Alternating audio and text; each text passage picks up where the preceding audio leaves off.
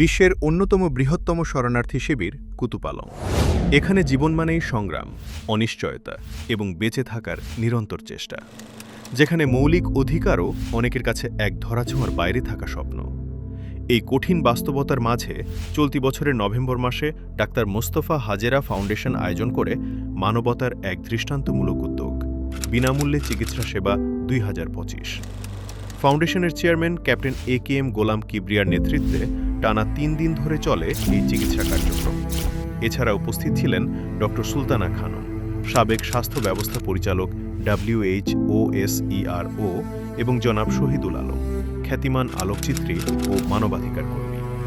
চিকিৎসা শিবিরের চলমান ভিড়ের ভিতর হঠাৎই হাজির হন এক অসহায় পিতা জিয়াউর রহমান জিয়া, সাথে তার স্ত্রী নূর বাহার এবং তাদের ছোট্ট ছেলে তারেক জিয়া।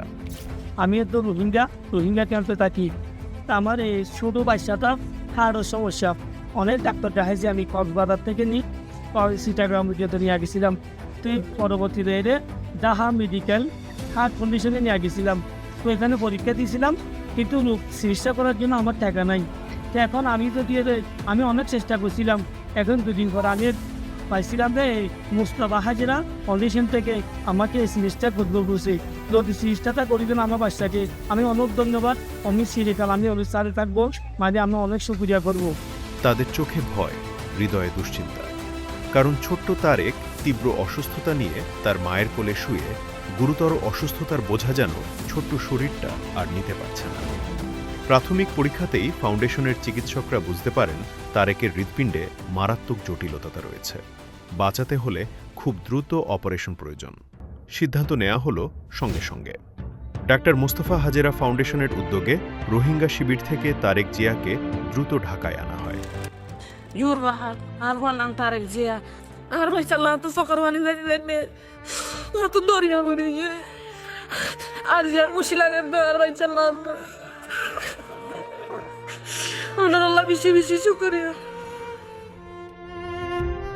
ঢাকার মিরপুরের ন্যাশনাল হার্ট ফাউন্ডেশন ও রিসার্চ সেন্টারে ছোট্ট তারেককে জরুরি ভিত্তিতে ভর্তি করা হয় এবং চিকিৎসকদের সিদ্ধান্তে শুরু হয় তার জীবন রক্ষাকারী অস্ত্রোপচার। গত 12 তারিখে তারেক জিয়া এবং তার বাবা জিয়া ওয়ামান তাকে নিয়ে আমাদের কাছে আসেন। তখন আমরা তার বিভিন্ন পরীক্ষা নিরীক্ষা করে এবং পূর্ববর্তী তার প্রেসক্রিপশন দেখে বুঝতে পারি যে তার এই জটিল রোগ হয়েছে। ঠিক ওই সময়টাতে আমরা আমাদের ডক্টর মোস্তফা হাজেরা ফাউন্ডেশনের যিনি চেয়ারম্যান সম্মানিত ক্যাপ্টেন AKM গোলাম কিবরিয়া এবং WHO former development director doctor Sultana Khanam ma'am সেখানে ছিলেন। তাদের দুজনকেই আমরা তারেক জিয়ার ব্যাপারে জানাই। ঠিক তখন তারেক জিয়াকে আমরা আসলে ওই ফ্রি হেলথ ক্যাম্পের মাধ্যমেই প্রথম দেখে থাকি। অপারেশনের প্রতিটি ধাপ, হাসপাতালের সব খরচ, চিকিৎসা, পরিবহন ও থাকার ব্যবস্থা সহ সবকিছুই বহন করেছে ডাক্তার মোস্তফা হাজেরা ফাউন্ডেশন। সফল অস্ত্রোপচারের পর ছোট্ট তারেক জিয়া ওয়ার্ড নম্বর 11-তে পর্যবেক্ষণে ছিলেন। এক অনিশ্চিত জীবন থেকে ফিরে এসেছে এক নতুন আশার আলোয়। তারেক জিয়ার বাবা জিয়াউর রহমান সাহেব এবং নার্স ফ্রি বাহার মানে মা আসেন আমাদের ডাক্তারের কাছে। ডক্টর মজিহার ইসলাম করি তখন উনি দেখে বোঝেন যে এই শিশু অনেক আগেই এখানে হার্ট ফাউন্ডেশনে একটা চিকিৎসা নিয়েছেন। হার্ট ফাউন্ডেশনে এসেছিলেন, তখন তাকে বলেছিল একটা প্রসিডিউর ভিজিটেশন অপারেশন অথবা বেলুনিং করতে হবে, কারণ তার জন্মগত কিছু সমস্যা রয়ে গেছিল। হার্টের ব্লাড সার্কুলেশন হচ্ছিল না, ফুসফুসের কাজ ঠিক মতো হচ্ছিল না, যার কারণে তার গ্রোথ হচ্ছিল। এখন যে ওনার কি 3.5 বছর বয়স, এখন কিন্তু 1.5 বছর বয়স, গ্রোথ একদম বন্ধ হয়ে গেছে।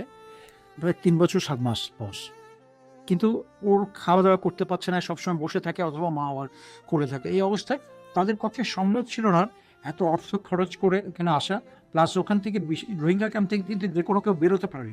এটা একটা বেশ জটিল প্রক্রিয়া, কারণ তাদের পারমিশনের জন্য আমরা আবার RRCতে যোগাযোগ করে ওখানকার RRC যিনি আছেন মিস্টার মিজানুর রহমান, মিস্টার ওবায়দুল্লাহ, তারপর মিস্টার আফতাব, ডক্টর তোহা এবং ডক্টর সরওয়ার জাহান, ওনাদের সহায়তায় আমরা ওনার একটা পারমিশনের ব্যবস্থা করি, অনুমতির ব্যবস্থা করি। এরপর ক্যাম্প থেকে ক্যাম্পের CIC রিন্টু বিকাশ চাকমা ওনাকে একটা এক্সিট পাস দেন। এক্সিট পাসের পর আমরা 20 তারিখ কক্সবাজার থেকে ওনাদেরকে নিয়ে আসতে পারি। 21 তারিখ গড়ে এসে পৌঁছানোর পরে অ্যাডমিশন নিয়ে আমাদের অ্যাডমিশন নেওয়া হয় এই কী বলে যে হার্ট ফাউন্ডেশনের এই মিরপুর 1-এর এই ক্যাম্পাসে। তারপর গতকাল ওনার অপারেশন হয়। ডাক্তার মোস্তফা হাজেরা ফাউন্ডেশন দৃঢ়ভাবে বিশ্বাস করে মানবিকতা জাতি সীমানা বা পরিচয়ে বিভক্ত নয়, মানুষই মানুষের আপন।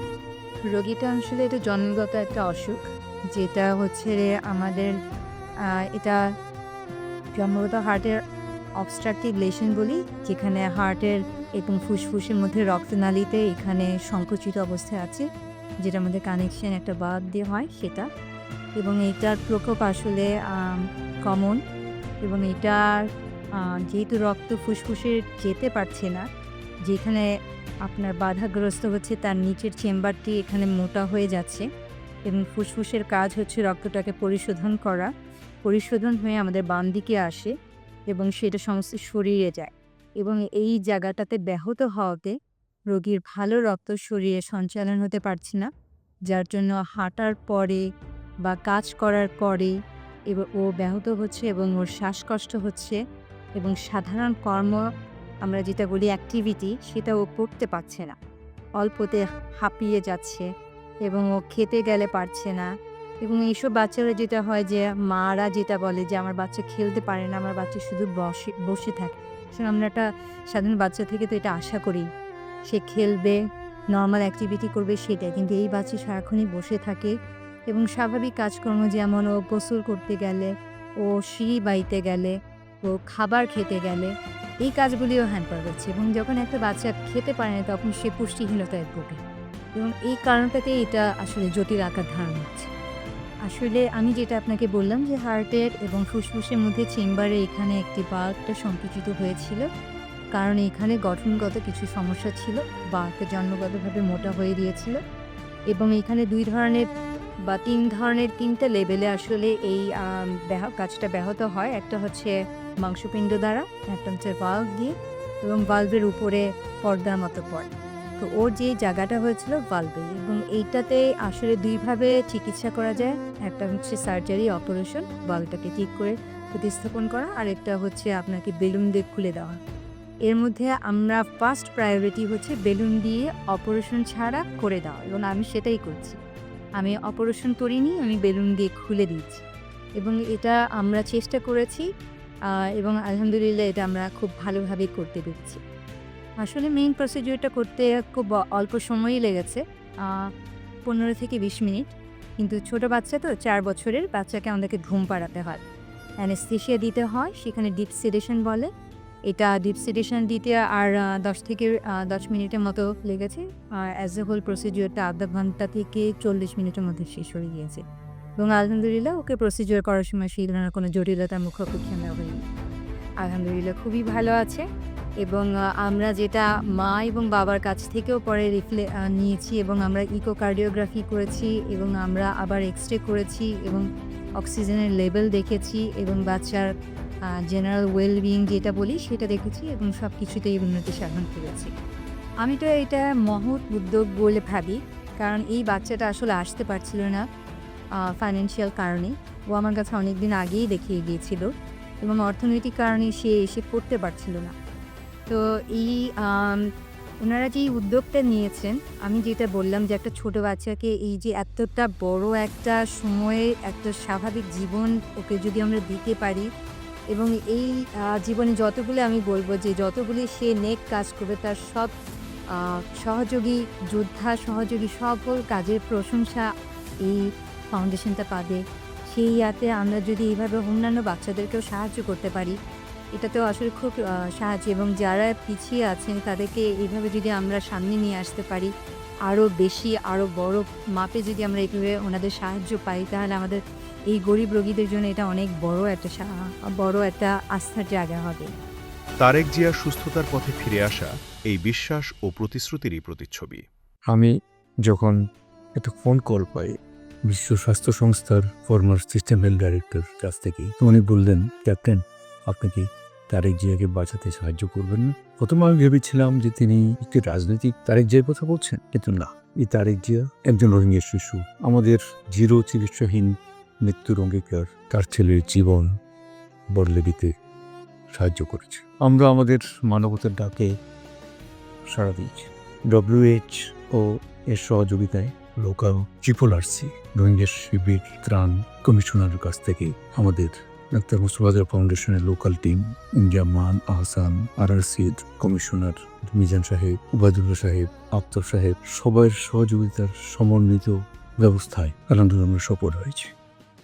আমাদের প্রার্থনা এই ছোট্ট শিশুটি দ্রুত সম্পূর্ণ সুস্থ হয়ে উঠুক। আমাদের লক্ষ্য স্পষ্ট ও দৃঢ়, আরও জীবন রক্ষা করা, আরও পরিবারে আলো ফিরিয়ে আনা।